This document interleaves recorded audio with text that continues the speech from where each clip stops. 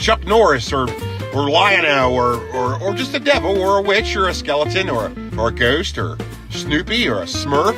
Really, there was an infinite amount of choices. There were Star Wars ones, Looney Tunes ones, DC Comics ones, Marvel Comics ones, Garfield, He-Man, even GoBots. There was one for E.T. and one for Alien. Wow. There was G.I. Joe, Rambo, as I had mentioned earlier, Chuck Norris, and there were ones that you really didn't expect, like, wouldn't your kid want to be Tattoo from Fantasy Island? Or how about Mr. Spock? Or Farrah Fawcett? There was Jem and She-Ra. And wouldn't your kid want to be one of the Village People? How about Bigfoot? Or one of the apes from Planet of the Apes? Or the $6 Million Man?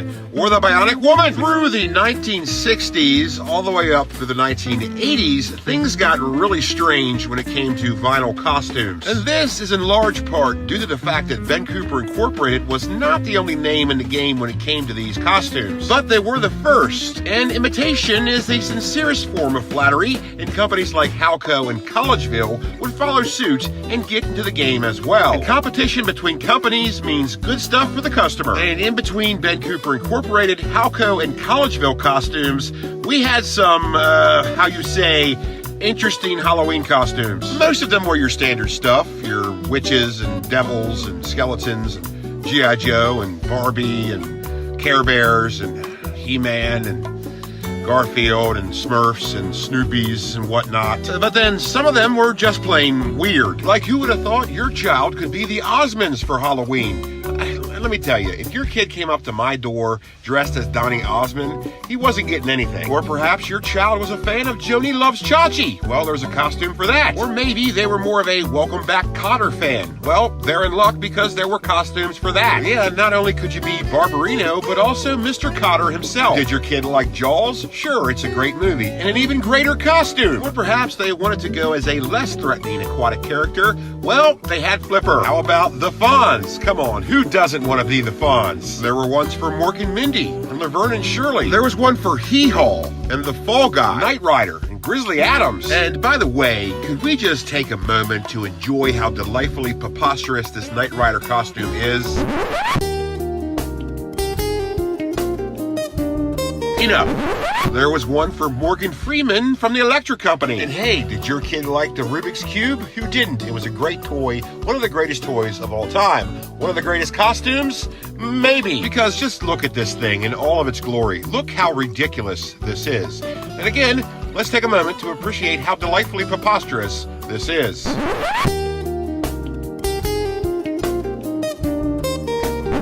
Okay, that's good. And speaking of preposterous, look at the costume for the video game Asteroids. What on earth is happening here? A video game that has no characters whatsoever somehow got a characterized Halloween costume. This thing is horrifying. Your kid would look like bacteria. There was also a Pac-Man one, which is slightly less ridiculous. There was one for Land of the Lost, even one for the Gong Show. Between these three companies, there were thousands of Halloween costume choices, and the licensed character costumes certainly became more popular than the normal Halloween stuff. And these said licensed characters are basically what these three companies are most remembered for. And by the way, I know this episode is about Ben Cooper costumes, but you really can't talk about Ben Cooper Costume Incorporated without talking about Halco or Collegeville. Because really, they're all one in the same. Halco and Collegeville saw the supreme simplicity behind the plastic mask and vinyl costume combination and went with their own versions. Yes, their own versions of the same concept, and we all were winners here. Because throughout these decades, we got some pretty supreme costumes. Even though they were sort of silly and ridiculous, they were still supreme. So when you talk about Ben Cooper Incorporated costumes, you're pretty much talking about Halco and Collegeville as well. And besides, it's not like any of us really knew their names. They were always just vinyl costumes. But really, there were three separate companies doing the exact same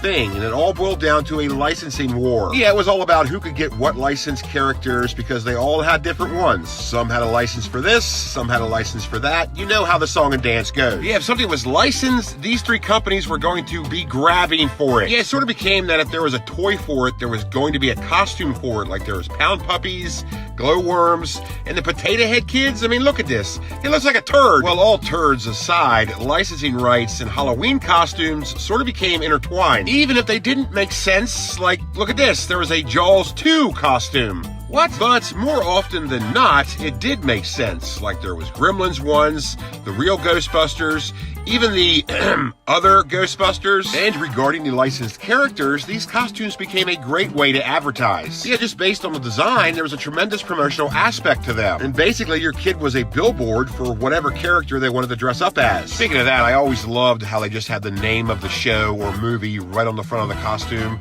like that character would wear a shirt with that on it. To me, it's like the equivalent of wearing your own band's t-shirt.